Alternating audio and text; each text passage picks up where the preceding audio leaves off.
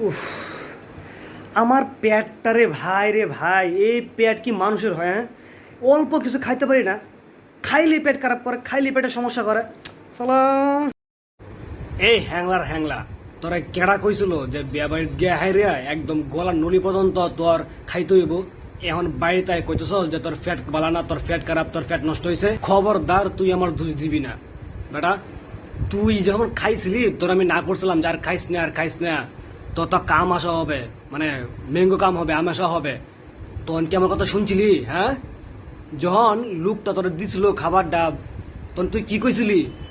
যে বেশি না, 3টা গুস্ত রাখকে দে, পুরা বালতিটা আমার কাছে রাখকে তুই যান। যে তোরা দিছিল খাবারটা সে বেটা ভয়ে পালায় গেছে। বেটা গিয়ে কইতাছে আমি ওই জায়গায় খাবার দিতে পারুম না, না জানি আমার গিল্লা খায় ফেলে। রাক্ষস এ বেটাই, তোর জন্ম কি দুর্ভিক্ষ সময় হয়েছিল রে? হ্যাঁ, এমন খাওয়া খায় না কি মানুষে ক? এবার বুঝ, এবার তোর পেট খারাপ, পেট খারাপ থেকে তোর মন খারাপ হয়েছে, এরপর চলে যাবি তুই ডিপ্রেশনে। ডিপ্রেশনে গিয়ে তুই গান শোনা শুরু করছস। তোর তো মনটা কইতেছে করে কি যে করতাম আমি। কে বলছিল তোর এইভাবে খাওয়ার জন্য? কে বলছিল ক? তোরা মানুষরা এইভাবে খাবি, যা পারবি তাই শুধু ঢুকাবি ঢুকাবি ঢুকাবি। একবার তো ভাববি তোর এই যে রোগা পাতলা চেহারা, এই হ্যাংলার মতো চেহারা, এই চেহারার মধ্যে যে তুই নলি বইটা খাইলি, এই যে এখন ভুস, তোর মনে কর যে এই যে গুস্ত খাইছস, এরপর ভাত খাইছস, পোলাও খাইছস, পায়াস খাইছস, এগুলো এখন সব এক লগে ভারিতেছ না।